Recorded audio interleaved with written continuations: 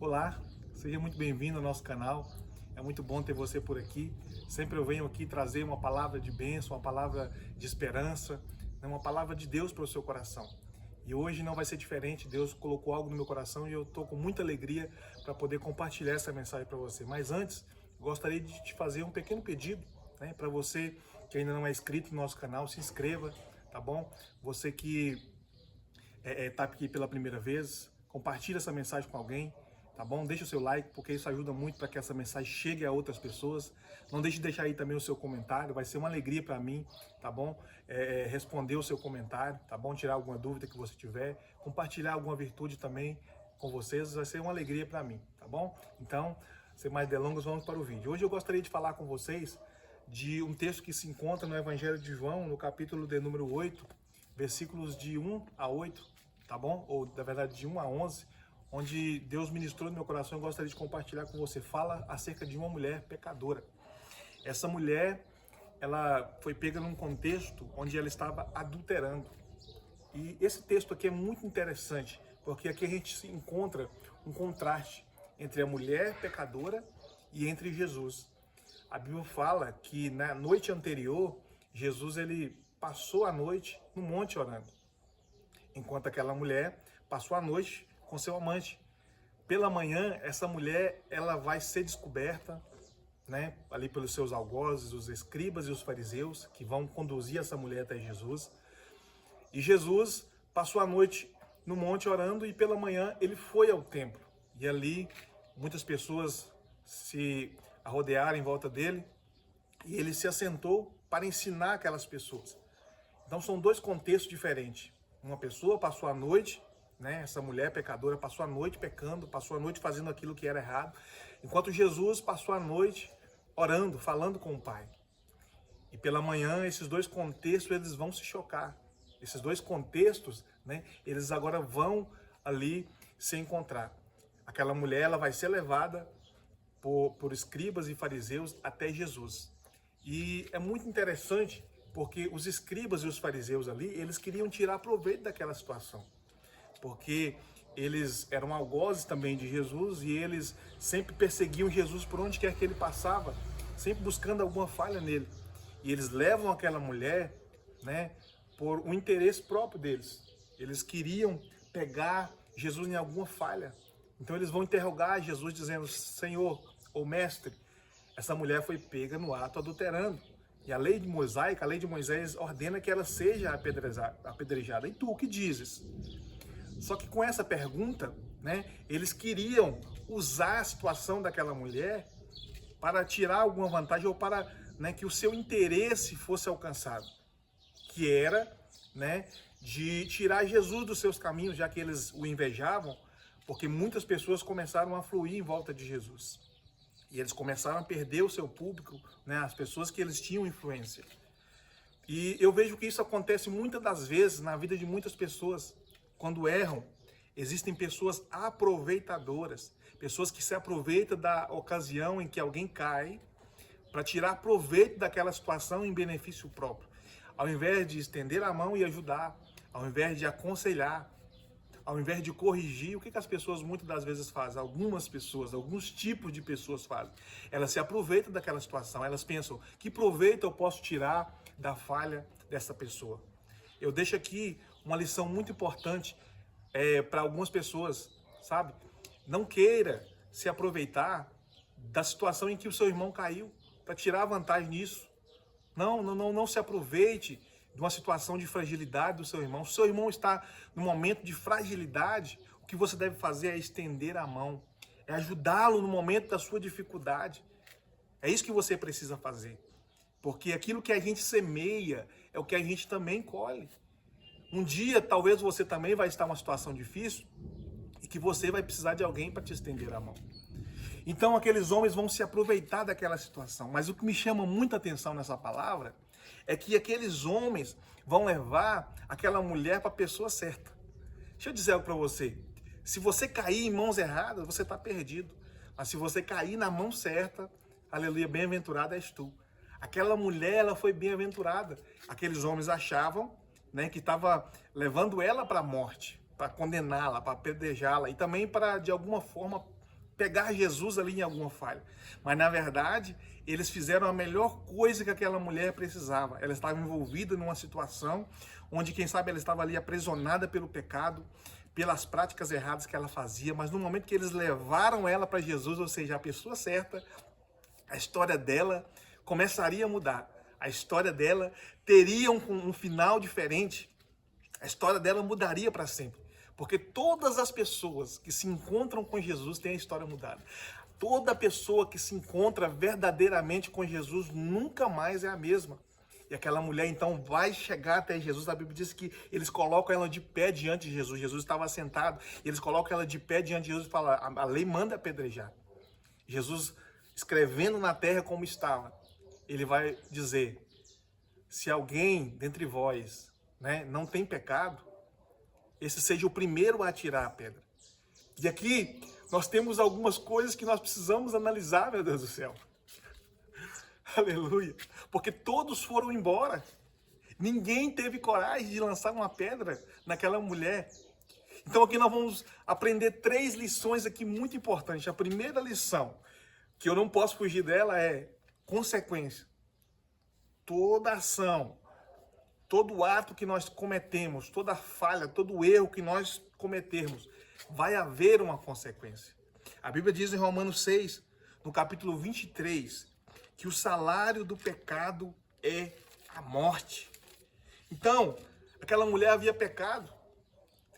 E a consequência do pecado dela é que ela teve ali os seus algozes, pessoas que começaram a persegui-la, que começaram a caluniá-la, que começaram a condená-la, a acusá-la, querendo levá-la à morte. Então, ela não estava naquela situação à toa, Ela não estava naquela situação porque ela era uma pessoa inocente, não. Ela havia cometido uma falha.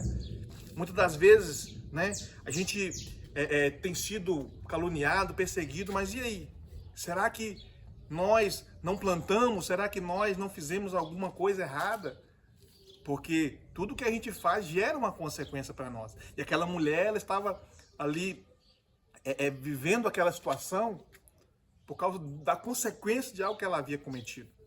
A segunda lição que eu aprendo aqui, aleluia, é que nenhum de nós tem condição de julgar os nossos irmãos. Nenhum de nós.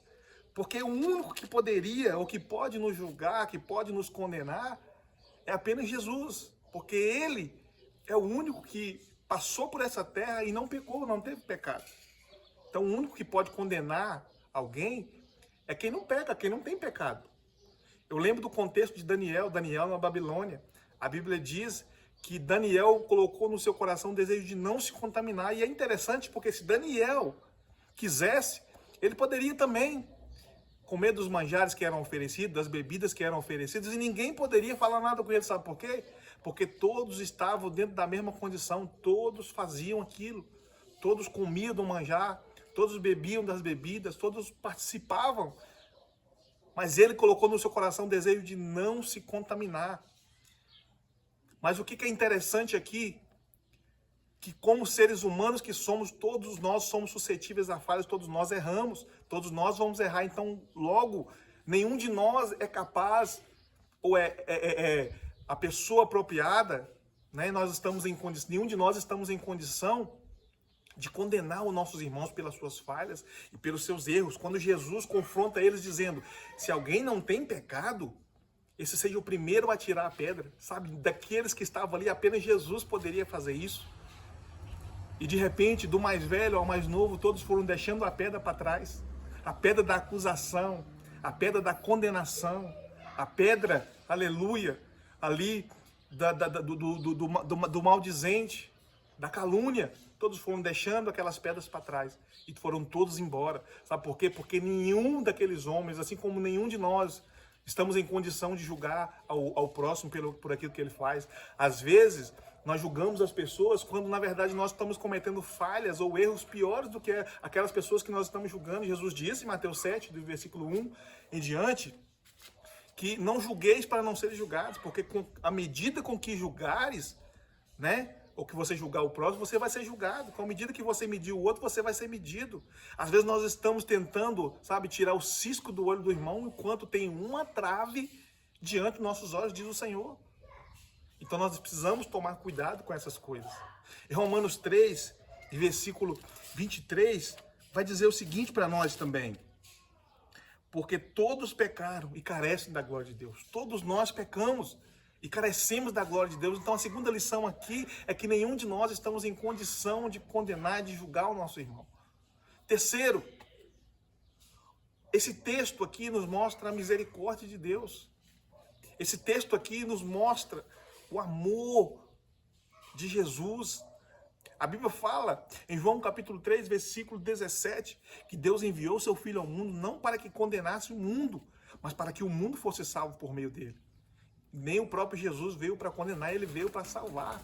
Ele veio para buscar e resgatar aquele que havia perdido, ou que havia se perdido.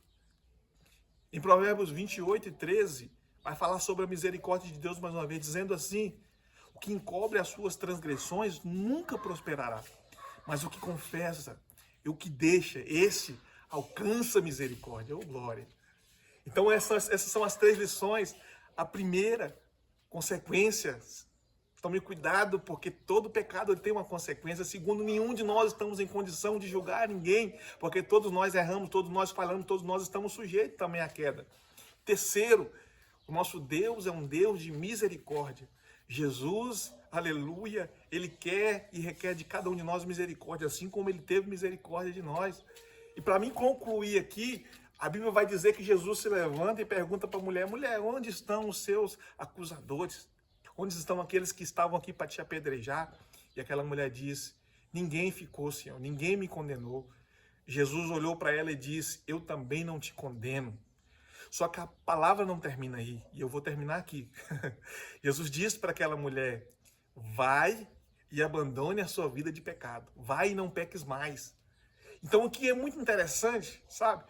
Porque essa mulher aqui, ela não é simplesmente uma vítima. Ela pecou, como eu disse, e havia uma consequência. Só que a consequência que viria sobre a vida dela, quando ela foi levada até Jesus, quando ela teve um encontro com Jesus, Jesus absolveu ela da sua culpa, dizendo para ela: olha, eu te perdoo, eu também não vou te condenar, mas tem uma coisa, aleluia, eu estou te perdoando, eu estou te liberando, mas vai e abandone essa vida de pecado. Talvez eu estou falando para alguém aqui que está preso, que está no emaranhado de situações onde você não consegue sair, você se encontra preso no pecado, quem sabe no vício, quem sabe na prostituição, como aquela mulher. Deixa eu ler algo para você aqui, que está em Gálatas, no capítulo 5, para você entender.